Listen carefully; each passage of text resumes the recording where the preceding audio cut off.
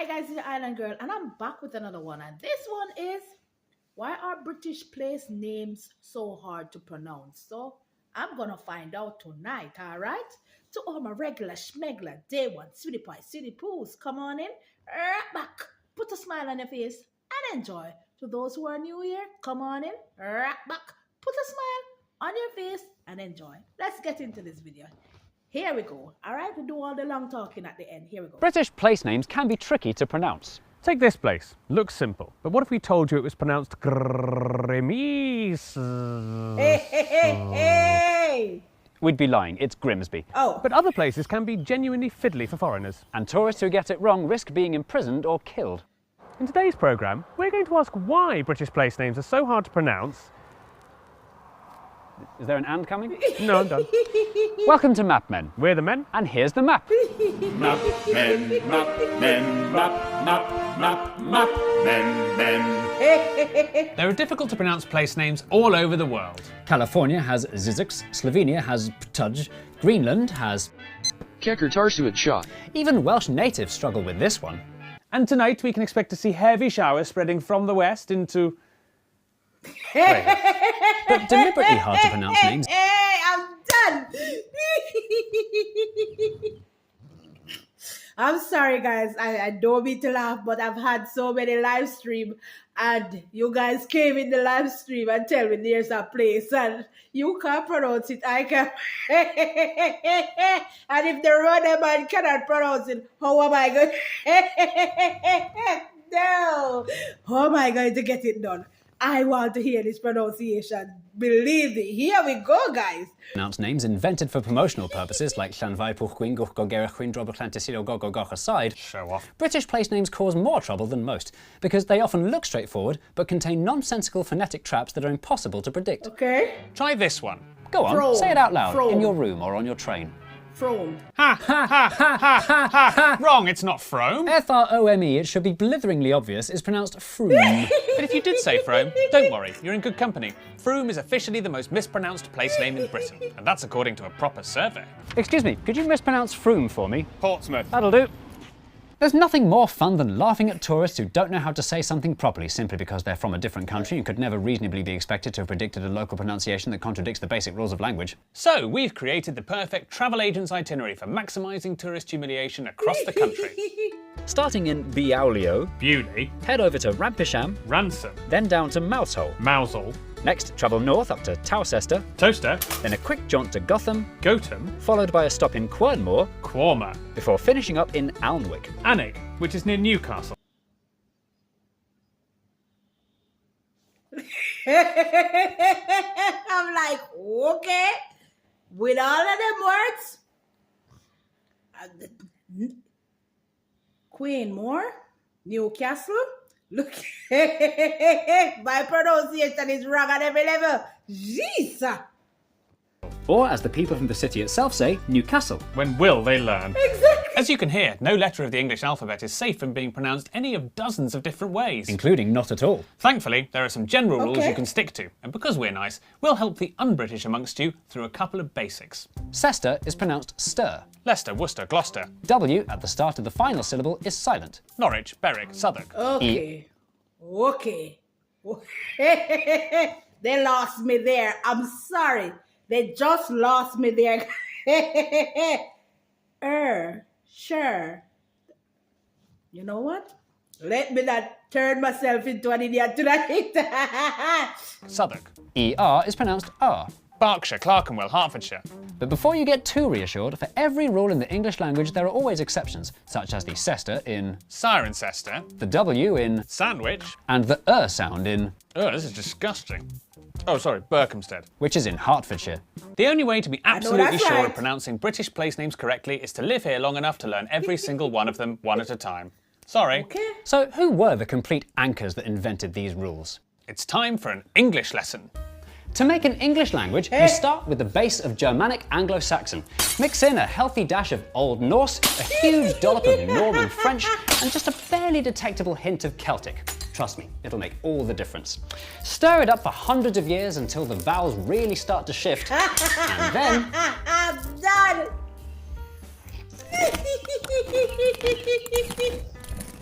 English. That's so crazy. I'm sorry, guys. Listen, the mix up, and that's how you get the end result. I am done. This is funny. I ain't gonna lie. Listen to me, man. I have to be honest. It's hard. It's really, really hard to pronounce these names. Sorry. Excitingly, by looking at a map of Britain today, we can clearly see which invaders influenced our language where by plotting the origins of British place names. This marvellous, messy, multicoloured map shows which languages different British place names belong to and is a living history of our early settlers and subsequent invaders. The oldest place names here are of Celtic origin. This is where you'll find all the place names with words like Tre, Loch, Bryn and Aber. Such as Aberystwyth, meaning the mouth, Aber, of the River Istwyth. Which coincidentally is exactly where we find Aberystwyth today. Celtic languages were once spoken all across the British Isles, but are now reduced to a small minority of mountain dwellers. And that's because low-lying Middle England Brits turned out to be more worse at resisting invading armies. First up were the Romans, who brought in Britain's Latin influences. Like the rumba? No, like boring Latin. Anywhere that ends in caster, cester, chester or xeter was a Roman fort, from the Latin word castra, meaning Roman fort. But the Romans didn't stay long, so although their naming system was long-lasting, the actual names they used weren't, which is perhaps unsurprising when we learn they used names like Castra Exploratorum and Belgic Oppidum, which was sensibly renamed Braintree. Next, in light pink, we have the biggest group, Germanic Anglo-Saxon. Any place containing the words Ham, Hurst, Lee, Bury, Ford, Port, Mere, Stead, Tunstall, Wick, Witch or Mere are of good old Anglo-Saxon origin and massively dominate southern England. Like Buckingham. Or a low-lying area of land belonging to an Anglo-Saxon called Bucker. Perhaps the most upheavaling thing to happen to... Listen, this explanation is, my brain is going, mixing it and drop it back in my head because this right I am learning, don't get me wrong, I'm learning, I'm understanding what it says. The Anglo-Saxon, their word having ham and certain other words at the end, the ending sound. And I get it. But jeez, you whiz, this is something I can understand. Wow. Britain's place names was the Vikings, who swept in from Scandinavia in the 9th century, committing brutal crimes including rape, pillage and the renaming of small to medium-sized settlements. Let's sing. You can tell a place was named by the Vikings if it ends in Thwaite, Thorpe, Kirk or B. Such as our old friend Grimsby. Named after an important Viking called Grim, famed for his infectious positive energy, Grimsby literally means Grim's village. Really? We're all familiar with these common settlement suffixes, but what's so striking is how clearly this map of Viking place names reflects the extent of the Viking invasions. You can practically see the exact location of the Danelaw dividing Viking and Anglo-Saxon England without needing to draw it on with thick red pen. Following all these invasions, Britain was littered with place names that originated in different languages and accents, but the final thing that would make its place names truly unpronounceable was time. Over hundreds of years, locals who were too busy to pronounce all the syllables in Cester reduced it to stir to save time. But they couldn't read or write, so the spelling stayed the same.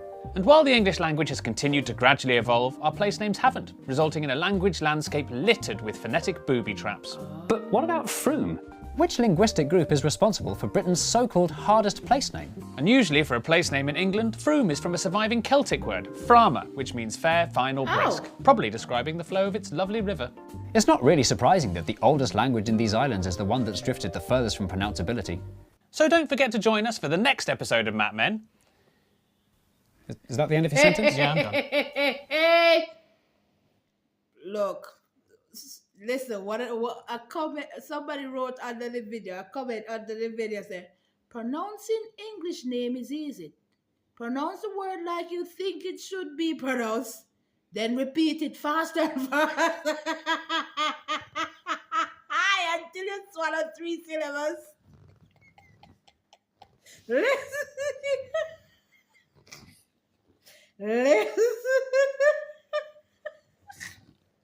This person said, listen, man, that's the actual pronunciation.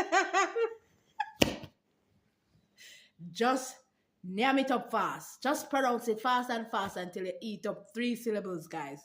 Listen, probably be my favorite video. As a Danish person, I have a hard time taking Grimsby seriously. Yes, Grim was a name, but in Danish today, we use the word grim when talking about something ugly. With meaning, listen. Guys, I got a Froome would have been pronounced correctly by any English speaker around Shakespeare time. Listen, if you read these comments, you fall over. I love to go to the comment section to hear what people have to say. Because listen, if I'm struggling, sheesh. But I hope you guys enjoy this one. Like I said, don't forget to go in the comment section and tell me what you'd like me to react to next, because it will be done, guys. Not only that, come on in, rap back, continue to put a smile on your face. You know, they said laughter is good for the soul. That's what they say, don't it? Not only that, I'm going to keep saying that. Let's chop it up, yap it up, going live on Wednesdays and Saturdays. We have a ball. Come on in and enjoy and chat with your island girl. There's also a membership button on the channel. Hit that and see what I have to offer in the perks section, and maybe you can consider joining the channel as well and becoming a member.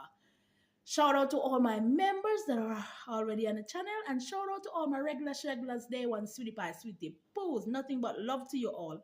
It's the island girl, and I'm running out of here. Love you guys, and I'll definitely catch you guys in another video.